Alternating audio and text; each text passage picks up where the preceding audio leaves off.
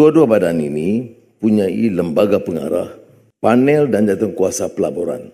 Keputusan pelaburan itu diteliti melalui projek due diligence-nya, kajian yang sangat teliti, feasibility study. Ada yang tanya, KUAP ni tak buat due diligence ke? Cadangan pelaburan ini dinilai oleh pasukan pelaburan KUAP sebelum diluluskan oleh panel pelaburannya. Jadi memang adalah due diligence.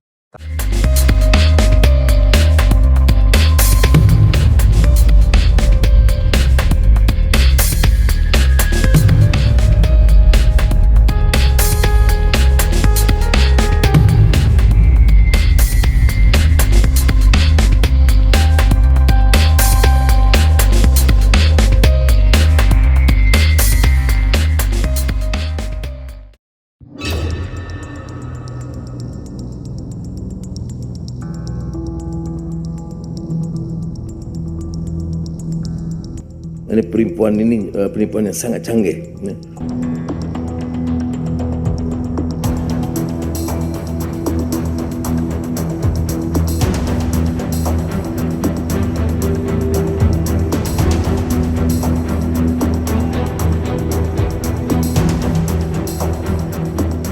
Laporan e-fishery itu kurang 0.1% daripada keseluruhan dana.